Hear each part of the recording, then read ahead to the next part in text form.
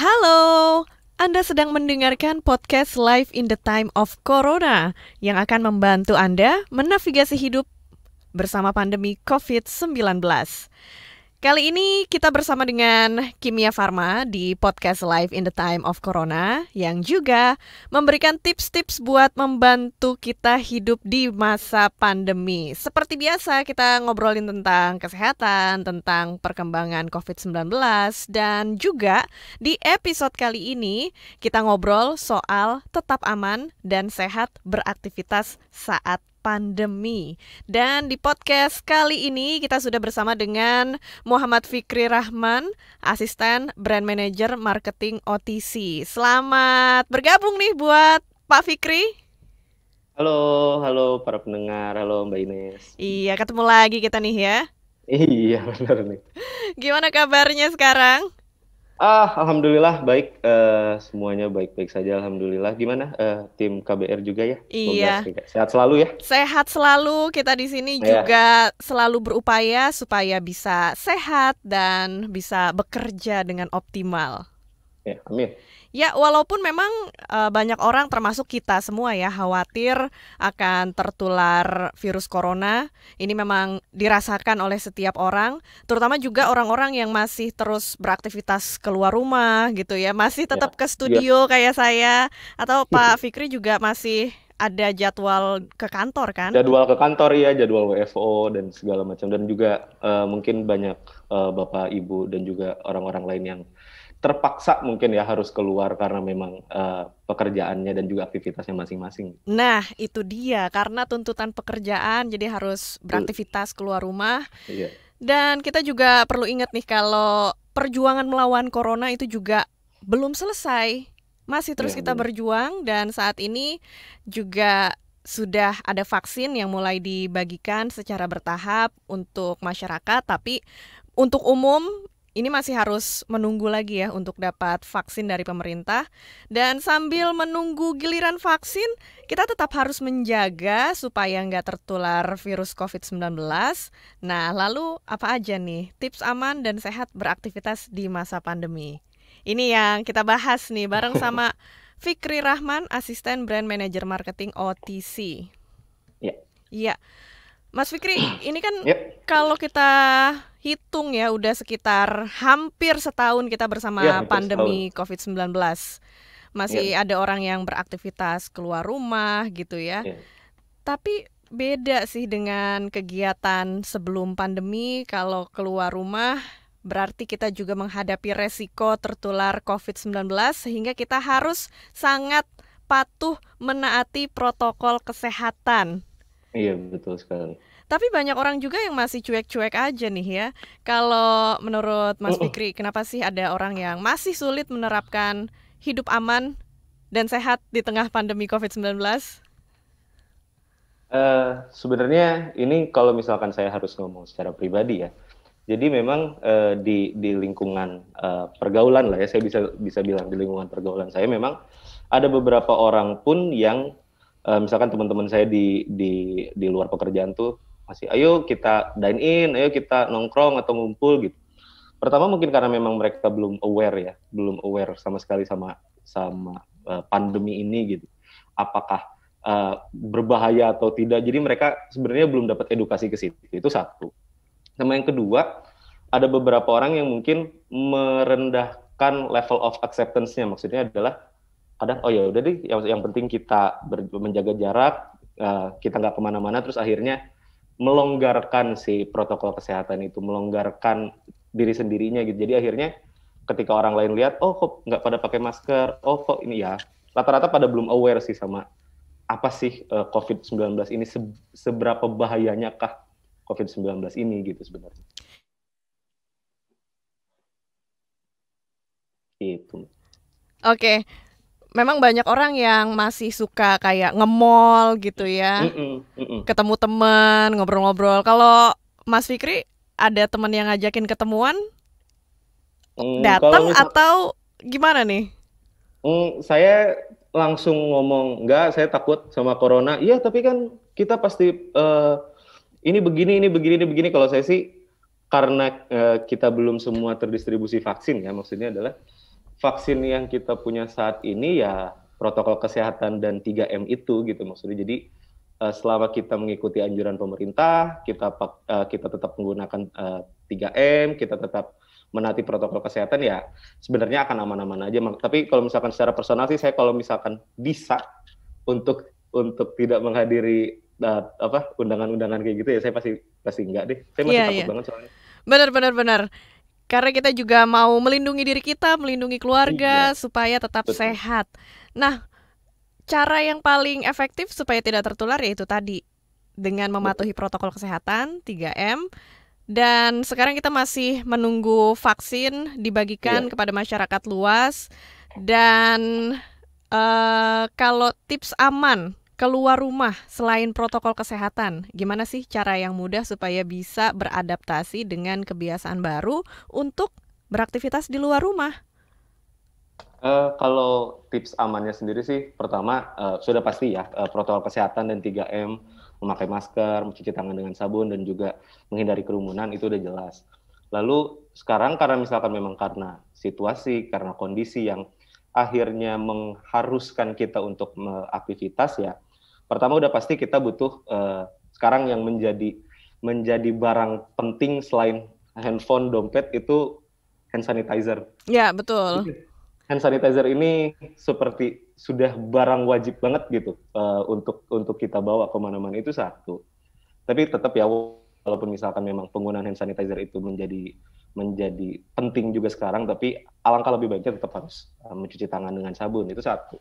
Yang kedua adalah kita membekali diri kita dengan suplemen-suplemen tubuh, suplemen-suplemen makanan gitu. Jadi walaupun kita ngerasa oke nih saya menjaga semua protokol kesehatan kan pasti masih ada seperti kekhawatiran sendiri gitu karena satu hal yang saya pelajari di pandemi ini adalah kita ini semacam paranoid gitu untuk ketemu orang, untuk even percaya sama tangan sendiri aja sekarang sudah susah gitu kan Iya, maksudnya. betul. Jadi ya kita membekali lagi dengan oh ya udah kita suplemen juga sebagai untuk membuat badan kita tuh tetap fit, badan kita tetap kuat, daya tahan tubuhnya aman seperti itu. Sebenarnya lebih kepada pemakaian multivitamin dan pembawaan hand sanitizer sih sekarang lebih ke sana. Iya, Dan juga benar-benar. dan juga berolahraga sekarang walaupun olahraga sekarang nggak bisa sebebas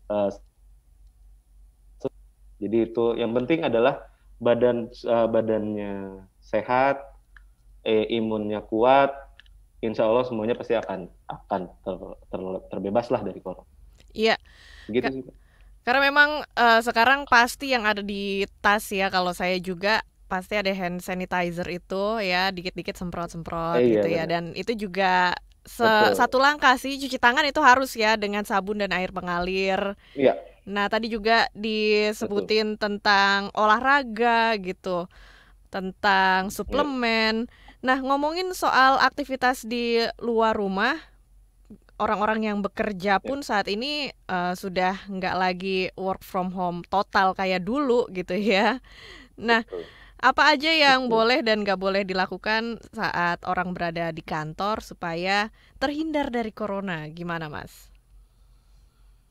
Eh, Pertama adalah pelepasan masker ya, karena eh, kadang ketika kalau misalkan sudah di kantor, oh iya sudah mulai nyaman sama orang-orangnya, mulai nyaman kembali gitu. Akhirnya pada ngebuka masker hanya untuk ngobrol atau untuk ngasih instruksi di kantor atau segala macam. Akhirnya buka masker. Itu jelas nggak boleh, karena uh, itu sudah menyalahi aturan 3M ya, itu satu. Kedua adalah sekarang makan pun kalau bisa gitu, memang harus berjarak dan jangan ngobrol gitu. Karena riset kemarin itu yang saya dapatkan juga dari beberapa gitu, ada pemberitaan juga bahwa salah satu penularan paling besar di klaster perkantoran itu adalah ketika makan dan juga berbincang-bincang gitu. Jadi udah makan di situ, masker buka, terus akhirnya berbincang-bincang gitu. Karena itu dropletsnya kemana-mana dan ya segala macam itu akhirnya bisa menularkan potensi menularkan COVID-19 ini jadi jauh lebih besar. Itu terus yang pasti sekarang nggak boleh adalah berkerumun. Karena dulu kan kadang ya after office hangout itu kalau bisa jangan. Kalau misalkan lagi meeting gitu kan, meeting sekarang dulu tuh bisa dalam satu ruangan, semua bisa ngobrol satu sama lain, tapi sekarang udah lebih ke kalau bisa didaringkan gitu, di online kan online aja lah. Iya benar. Tidak merubah esensi juga sih sebenarnya gitu. Ya, tapi kalau ngomongin secara pekerja kantoran gitu ya, dengan adanya gaya hidup baru sekarang ini mempengaruhi nggak sih terhadap koordinasi dengan sesama teman pekerja nih? Apakah efektivitasnya jadi berkurang, terpengaruhi? Eh, Awalnya mungkin iya ya. Kalau saya bicara sebagai pribadi sih maksudnya di sini. Awal-awal PSBB itu di Maret April itu semua jadi serba sulit gitu. Maksudnya untuk koordinasi aja jadi sangat sulit. Karena kan nggak segampang pas tektokan ketemu ya, maksudnya. Oh iya ini gimana? Langsung dijawab nih segala macam. Tapi ini ada jeda waktu, ada ya akhirnya uh, si koordinasi jadi agak sulit gitu. Tapi setelah kita sudah hampir setahun ini membiasakan pakai itu, jadi sekarang udah nggak ada lagi jarak komunikasi itu gitu. Maksudnya jarak koordinasi itu akhirnya sudah bisa terpangkas, semua sudah bisnis bisa running secara biasa sih sebenarnya. Tapi awal-awal itu sulit banget. Itu awal-awal sulit banget. Iya benar-benar karena masih penyesuaian di awal itu ya. Iya, masih penyesuaian, kita masih nggak tahu apakah ini benar nggak sih pakai begini gitu. Kita bisa nggak sih pakai kayak gini? Ada ada ketakutan sendiri gitu kan. Iya, saya nggak tahu apa ini bisa, skeptisisme itu muncul gitu. Tapi setelah kita udah setahun dan dipaksa gitu sama si corona, ya akhirnya bisa-bisa juga gitu. Nah, Dan itu semua orang dia. sekarang juga udah merasa semua udah bisa juga gitu. Betul, hal yang tadinya kita anggap nggak mungkin nih kantor meeting nggak datang tatap muka gitu. Sekarang Betul. setiap meeting online jadinya ya. Online sekarang. Dulu tuh susah banget kalau mau meeting koordinasi, misalkan harus, oh ya semua harus datang, dan akhirnya jadi apa ya, jadi ngaret lah ibaratnya, jadi ngaret meetingnya karena harus nunggu beberapa orang. Tapi sekarang ya karena udah online ya, sekarang malah jadi lebih apa ya, lebih teratur gitu, malah lebih taat ya, di jam jam 10 meeting ya jam 10 meeting mulai gitu. Oke, sekarang kita ngobrolin tips menjaga diri di masa pandemi. Ya. Ngobrolin tentang makanan, pasti kita harus makan yang bergizi, Oh ya, bernutrisi betul. buat tubuh kita. Tapi perlu nggak sih kita juga menambah konsumsi suplemen vitamin? Oh, itu perlu ya, karena begini. Jadi kalau misalkan makanan bergizi itu pasti sudah wajib, karena itu asupan nutrisi kita di situ, asupan vitamin kita di situ. Makanya kenapa makanan itu memang harus bergizi. Maksudnya ada, kalau kata pemerintah 4 sehat 5 sempurna itu memang harus terpenuhi gitu di asupan nutrisi kita setiap hari. Tapi kan terkadang ada beberapa yang akhirnya, oh iya saya tidak mendapatkan nutrisi A, saya tidak bisa mendapatkan nutrisi B dari makanan saya, makanya kehadiran multivitamin ini menjadi penting sekarang untuk tubuh kita ini mendapatkan vitamin, mineral, dan juga hal-hal yang kita tidak bisa dapatkan dari makanan kita sehari-hari gitu. Akhirnya jadi penting kehadiran si multivitamin ini. Sama kalau misalkan ngomongin tips yang pertama kan itu suplemen sekarang jadi penting. Kedua, tetap harus makan sekarang justru harus benar-benar lebih teratur gitu, karena sakit sedikit semua orang nyangkanya, oh ini Wah ini iya, corona nih. parno ya, bersin sedikit orang Parno. sekarang parno loh.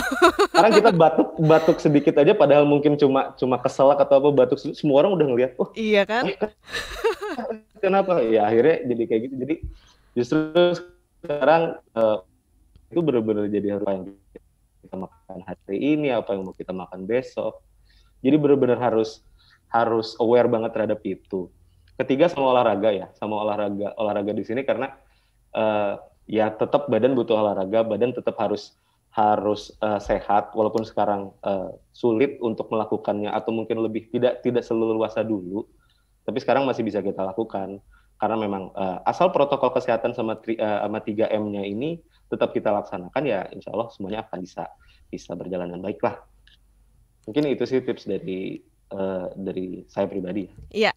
Nah, ngobrolin tentang suplemen ya untuk menambah daya tahan tubuh, menjaga kondisi badan kita juga. Kan banyak banget jenis suplemen yang beredar di pasaran gitu, dari merek, jenis, Iya, bentuknya gitu kan. betul. Tapi gimana sih cara kita Betul. memilih suplemen yang memang bagus, yang baik buat dikonsumsi untuk kondisi tubuh kita? Pertama, yang pasti kita harus lihat dulu multivitamin itu untuk apa. Maksudnya adalah kalau saya selama ini saya selalu pakai Vituno. Vituno ini memang dari produk Kimia Farma sendiri. Itu mengandung bahan-bahan seperti echinacea, ada meniran dan juga ada mengkudu, ditambah juga dengan vitamin B kompleks. Jadi maksudnya adalah eh, kandungan-kandungan ini yang akhirnya membuat badan kita tuh menjaga daya tahan tubuh gitu, daya tahan tubuh kita semakin bagus, imun kita juga tetap terjaga. Dan apabila kalau misalkan sekarang kan ada kerasa, aduh saya nggak enak badan, duh saya kayaknya ini agak mau sakit, ya Vituno ini bisa membuat bisa mempercepat proses penyembuhannya tadi karena imunnya naik, daya tahan tubuhnya langsung dipelihara dengan kandungan-kandungan dari vitamin dari yang ada di Vituno gitu. Jadi akhirnya oh iya kita fit kembali, kita sehat kembali, kita bisa beraktivitas lagi. Oh Seperti itu sih gitu. sebenarnya. Mm-mm. Vituno dari Kimia Farma ini di dalamnya berisi kandungan bahan alami ya Mas ya? Bahan alami, ya betul. Ini asli dari Indonesia, diolahnya juga di pabrik kita sendiri. Ini benar-benar udah terbukti lah khasiatnya. Saya juga kalau misalkan oh iya ini saya belum minum Vituno, misalkan hari ini saya akan minum Vituno gitu karena memang ya tadi untuk benar-benar menjaga kesehatan tubuh tadi, menjaga daya tahan tubuh tadi gitu agar nggak kena sakit gitu. Ini jadi penting akhirnya. Iya. Terakhir, Mas Fikri, apa yang mau disampaikan buat yang Ya, ngedengerin podcast ini?